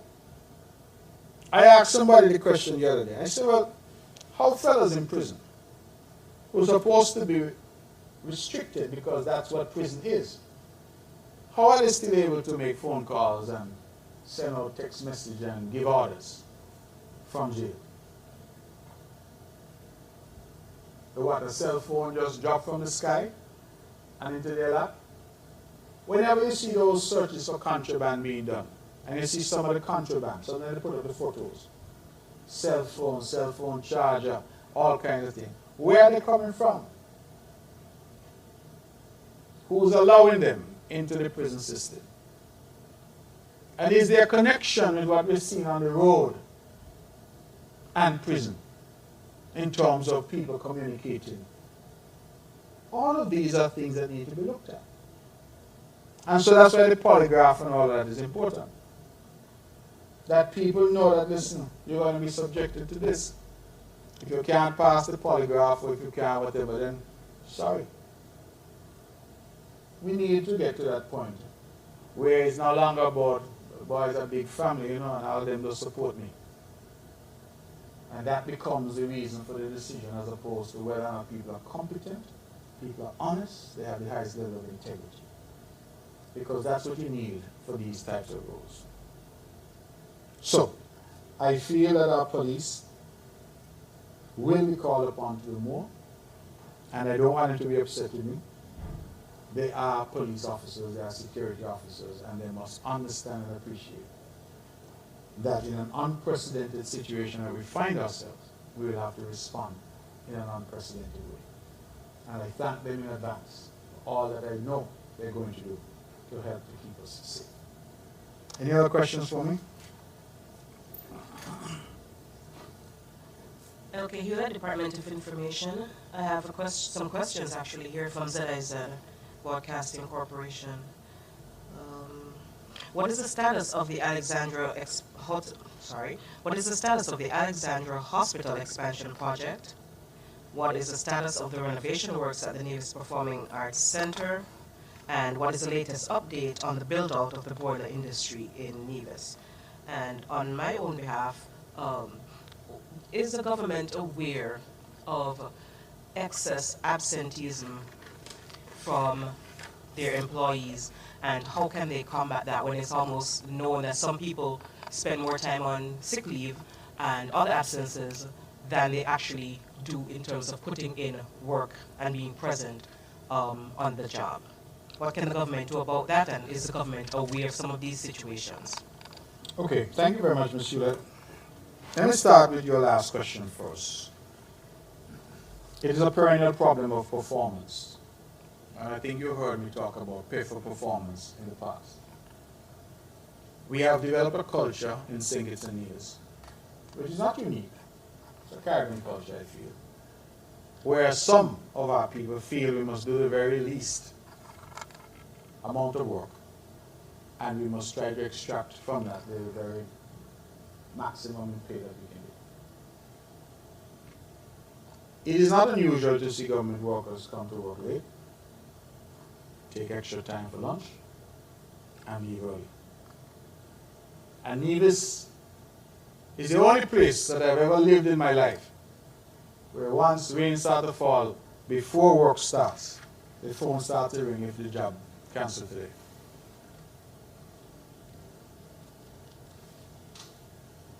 We only want to hear the weatherman say something might be coming, and people don't start to gear up for the holiday. In fact, the other day, I ran myself, I'm told, into some criticism because we were told that the storm name again, Ernesto, was supposed to pass, I believe, the Wednesday, maybe so, the Tuesday. And by Sunday night, the federal government had already put out something, said no work on Tuesday. And I asked myself, well, who in the federal government know where the storm going to turn? Because we know how storms operate, no matter hours they can shift. And so we waited in Nevis and we said, listen, we prefer to get the updates up to midday on Monday from our meteorologists before we took a decision as to the closure. And people got upset. I bet you, however, if payday is a couple hours late, I say a couple hours, because some people log on early to check their account, that you will hear the hue and cry. So your pay must be on time. Your pay must be in full. And if you're ain't careful, you're making big noise that you want more pay, but you can't come to work early. You must take an hour and a half for lunch. You find a bar downtown to be drinking alcohol during work hours. And then you go home as early as you can. And you mention excessive sickness, that is the latest thing now. In fact, when I sat in the federal government, they had a real crisis on their hands because Apparently some doctors were giving sick leave even without seeing the patient. You could call in for your sick leave. So you call the doctor asks you how many days you need, you say 5. The doctor says, okay. We had a situation one time, and this is a real story, where we got a sick leave paper from one worker who told us that she would be sick in 2 days' time. You all may think that that is funny. But imagine getting a sick leave certificate today, Thursday, to say that from next Monday you're going to be sick. That is the extent of what has been happening here. And these people are the first in line, Ms. Hewlett, to make noise about more money. I want me increment. I want an increase in pay. But they're not prepared to put in the work. The answer is that those who are in supervisory and management positions in the various ministries must do their job. We have a culture that has also developed, that supervisors and assistant permanent secretaries and managers in the various departments, they come to the minister and they tell the minister that this worker X is a bad worker. Don't come to work, they're always sick. They say that they're on sick leave, but they travel overseas. They do all of this. But when the minister then asks, can you write them up? Oh, you know how we got church together. That girl's sister married to my cousin. We don't have no problem with my family. So we have a real problem because the Public Service Commission is not going to act on somebody's say-so. They want to know that this worker was written up, the violation was documented, the worker was given a chance to respond. You are away excessively for sick leave, but how do you explain that? Before matters escalated to them. They're not going to deal with somebody whispering in their ear and telling them that's a bad worker. And that has been our fundamental problem that we've had in the public service. Those who are supervising are reluctant to document concerns about bad performers. And then we get stuck with them because we have a culture where nobody wants to offend anybody. How do we deal with that? In big countries, I suppose it doesn't matter because you don't really know, interact, or see people. Again, if somebody gets fired today, you never see them again. But here, we run into people in the supermarket, you run into them at church. They're married to your cousin. You're there with their sister. It's a difficult situation. And so we have been trying to work on that. How do we do these evaluations? Do you know that the government has evaluations that need to be done every year? In fact, those evaluations, if not done, if the people don't do good on them, they should not get an increment. But other people now are treating increment as if it's guaranteed. It's not guaranteed, you know. The increment should only come once you're satisfied your supervisors and the ministry that you're performing. And we have had situations, and I must mention it, where people are given glowing performance reports by the supervisor. And that is what is on paper, but then the supervisor calling the minister to say the person is a bad worker. Well, how do they get such a good report? Because again, we don't want to offend. We don't want anybody vexed with us.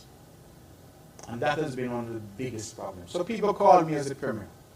They say, oh, is this person late again? So I say, well, where is their department head? Because that's their job, that's not my job. It is their job to manage their department and to ensure that people who are not performing are weeded out.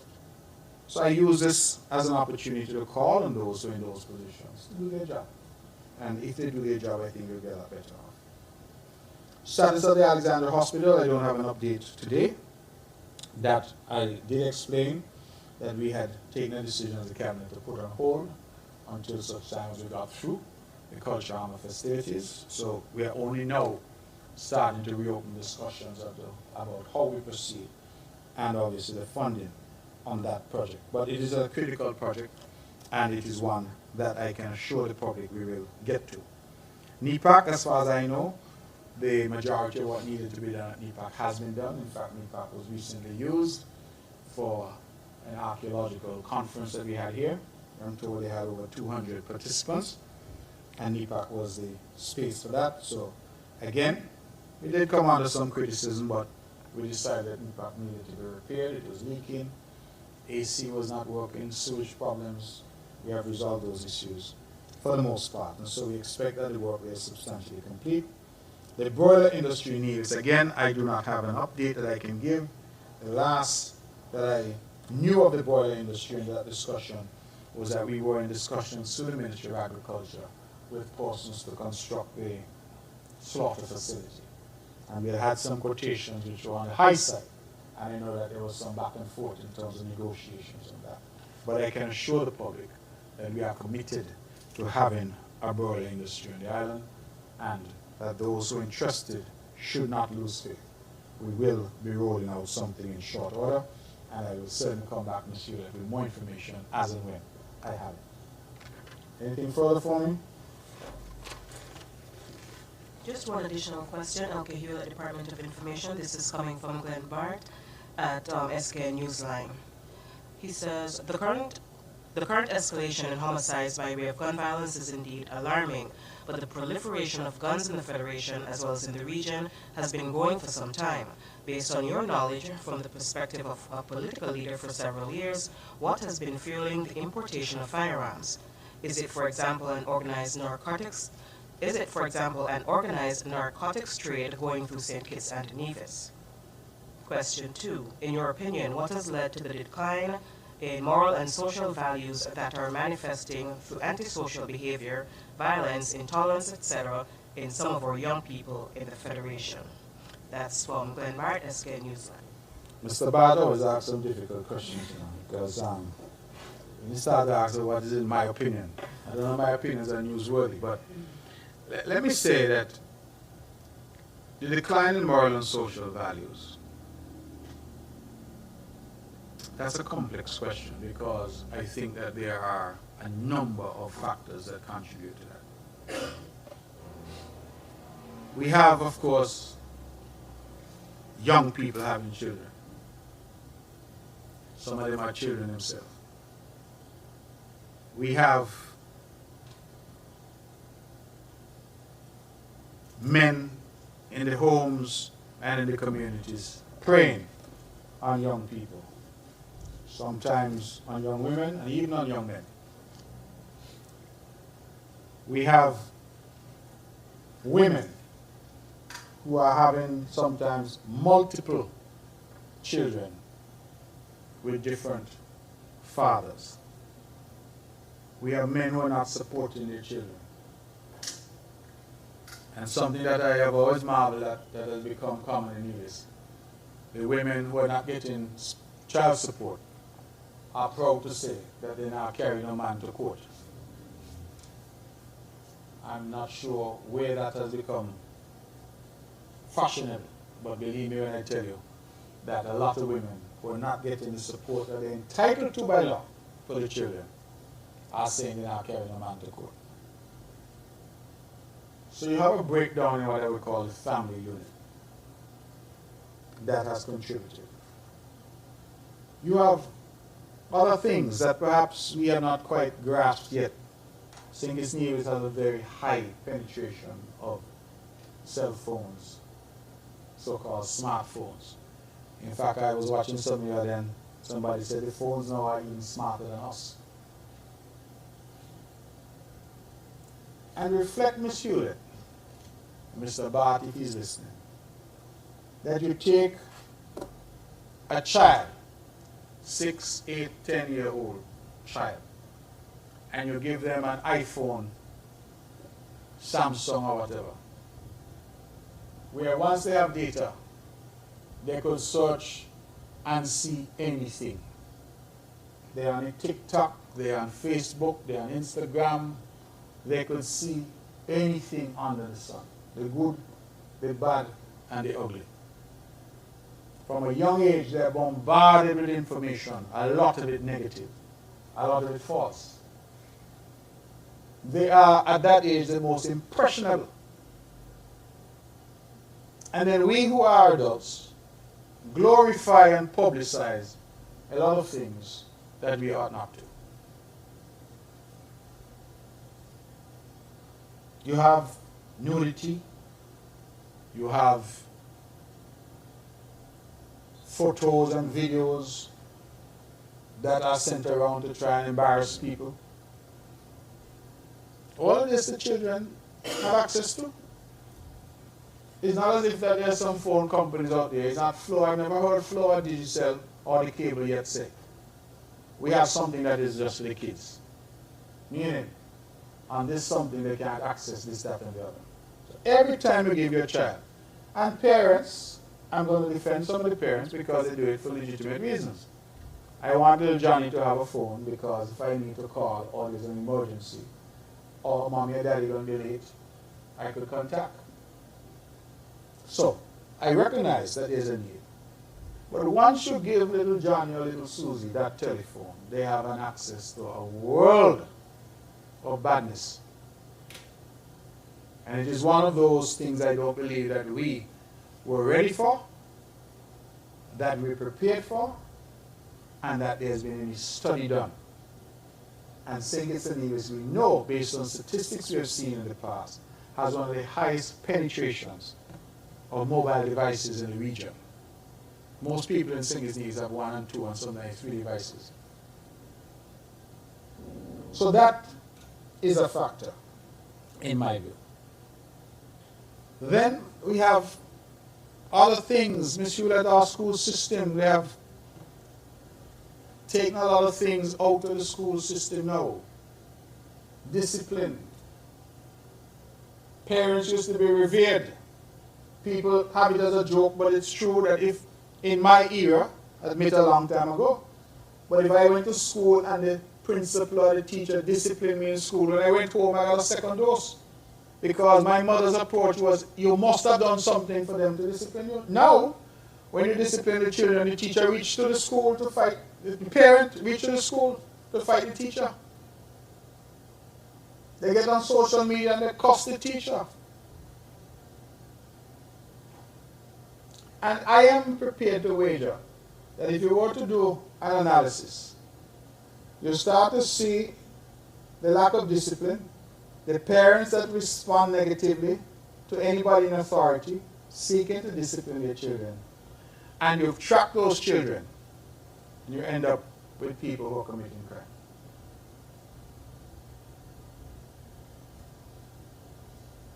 You have parents who encourage bad behavior in their children, who defend them to the end of the earth, no matter what they do, who in many cases are involved in their criminality because they're hiding the contraband, they're doing all that.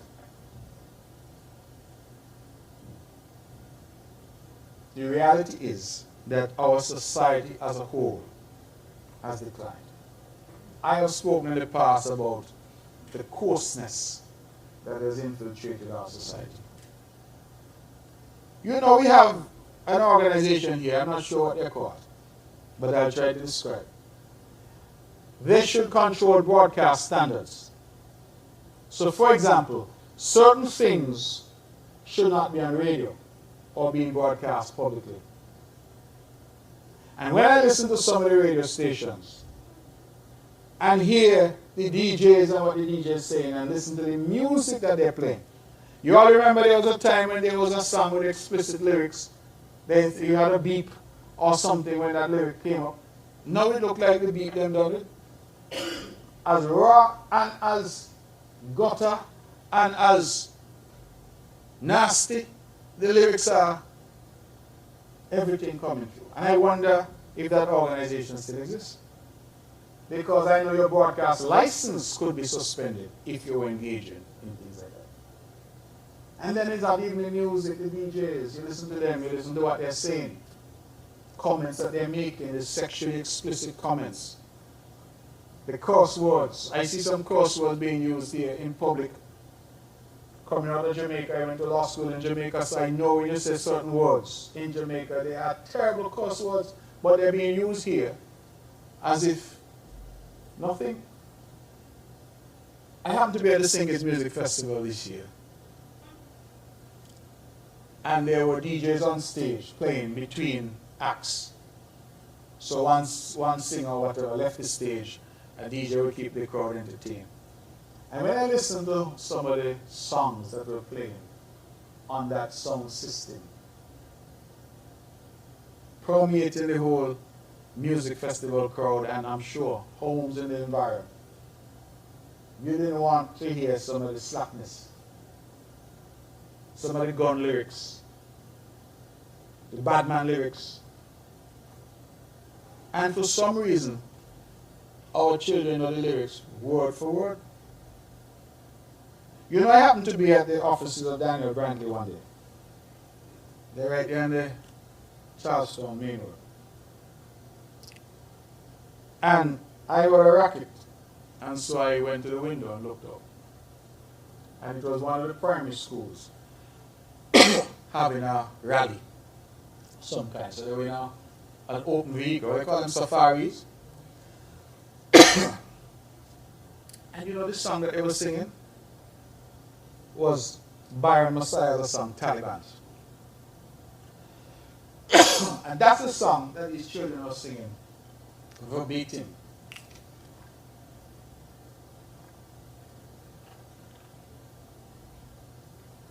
Now, I have tremendous respect for young Messiah and people like those who are out there applying their craft and making a living.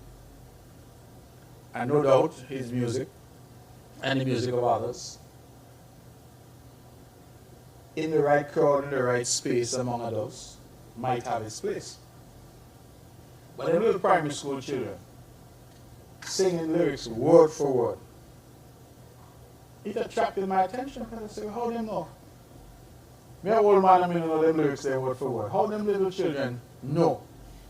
Word for word. This wasn't the national anthem or the school song they were singing, you know? This is bad man music. They were singing word for word. You got some groups out of Trinidad now. They call it Trinidad or something music.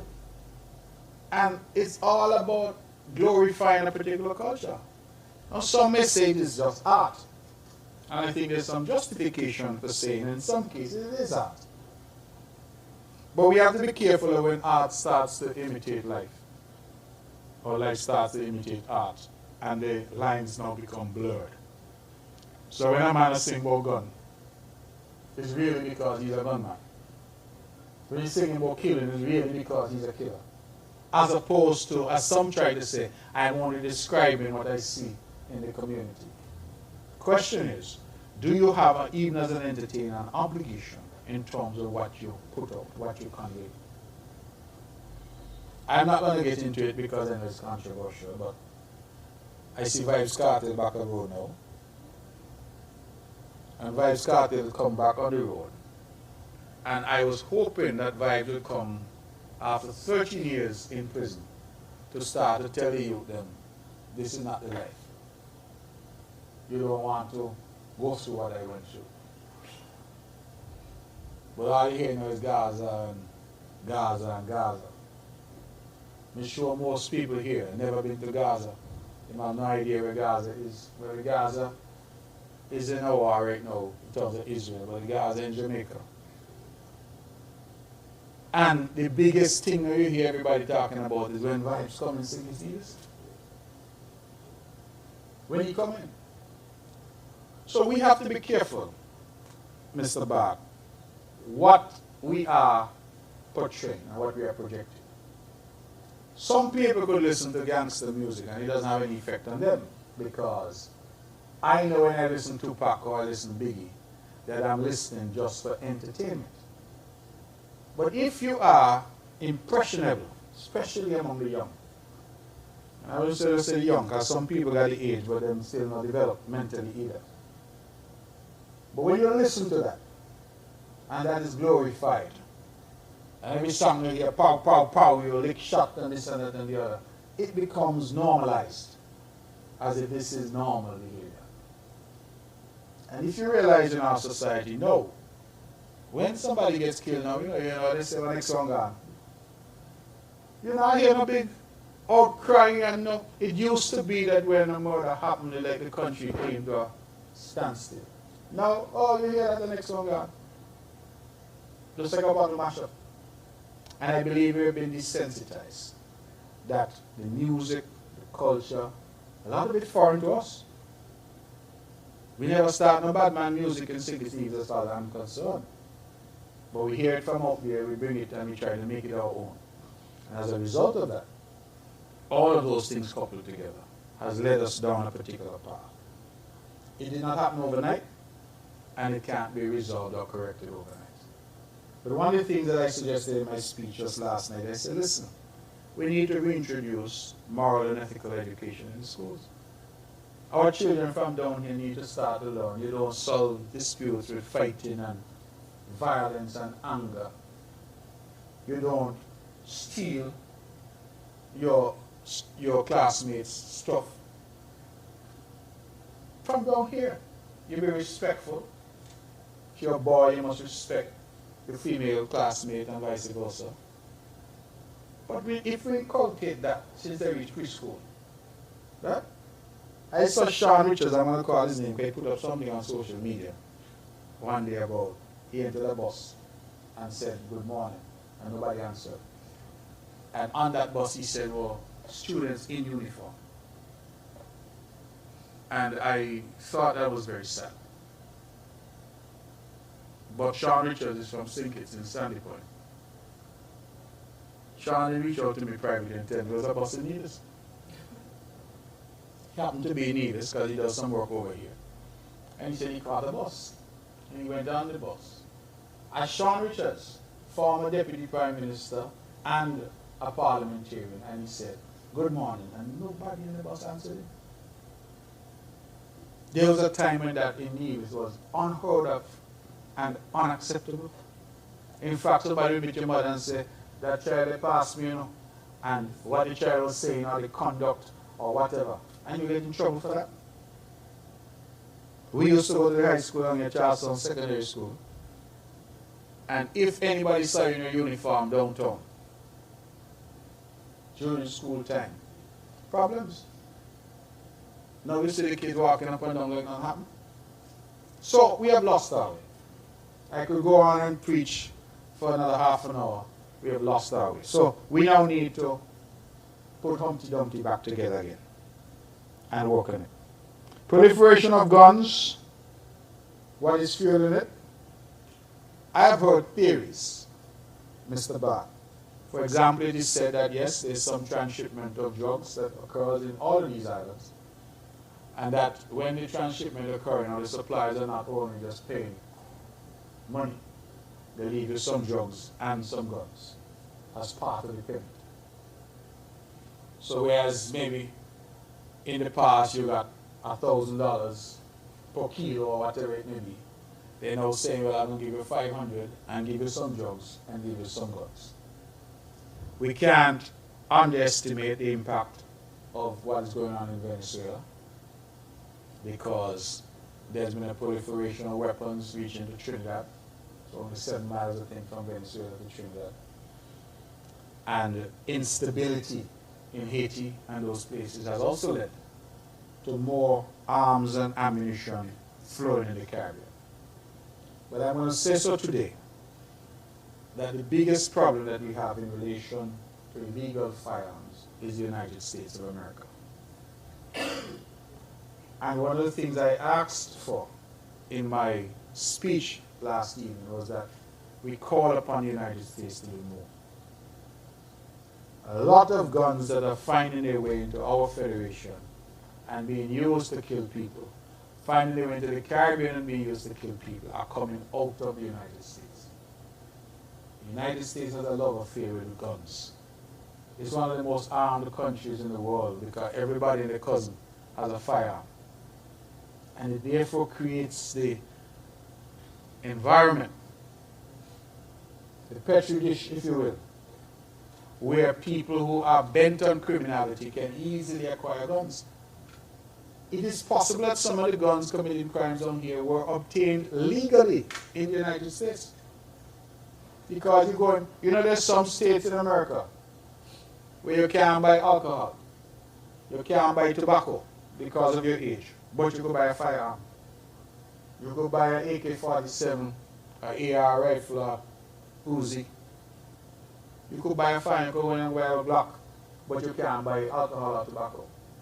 They say that is dangerous to you. Well, if alcohol is dangerous to you, well, I suppose you can get drunk and kill somebody in an accident. Tobacco, I believe you're mostly killing yourself. But a gun. But yet, you can go and show your ID, go to a gun shop, and 17-year-old you buy a weapon. That is why in the United States you have all of these mass shootings in schools. Whenever it happens, you hear the pundits start to wring their hands and talk about, oh, the child had mental issues and the child was bullied and the child was that. One thing that they're not admitting is that the child could not commit a mass murder unless he had a gun.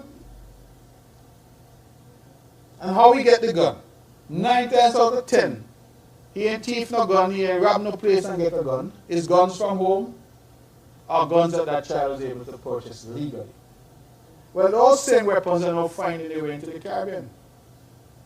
And I believe the United States has to do more. It has the capacity to do more. And it has to be called upon, because we cannot continue to pretend that our problem with gun violence is not connected to the proliferation of weapons in our closest neighbor, the United States of America. They are part of our problem. You restrict the guns, and you start to restrict the level of violence that you see in the community. I'm not saying you're going to eliminate it, because as somebody reminded me, in the Garden of Eden, Cain killed Abel. I don't believe he used a gun. So badness has always been with us. The heart of man is evil. But when you give people access to high-powered weapons, to automatic weapons, it means that their capacity to do damage. We had a shooting in Jamaica. 17 people shot in one incident, 8 dead. One incident. But they don't make guns in Jamaica as far as I know. In fact, they don't make guns anywhere in the Caribbean. So who's responsible for the proliferation of weapons? That's a big issue.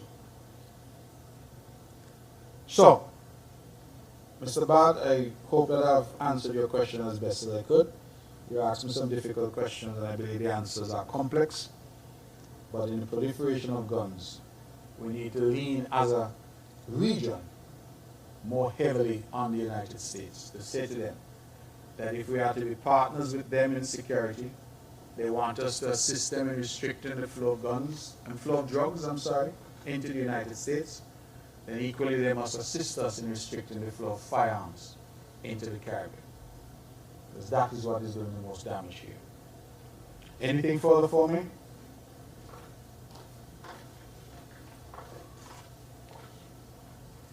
Shamika Bajin of One Radio, and this is my final question.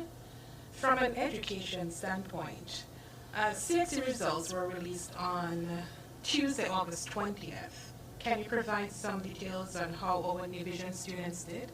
Thank you. Ms. Bajin, last question, I'll be short. No, we don't yet have the data.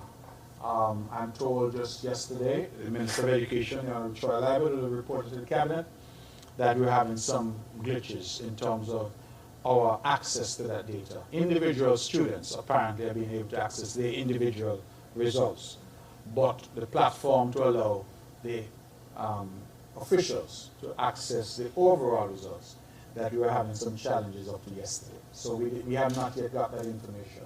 But I expect that the Minister of the Library will provide that information in the usual course, because he will normally do an address when he sets out what the results were like.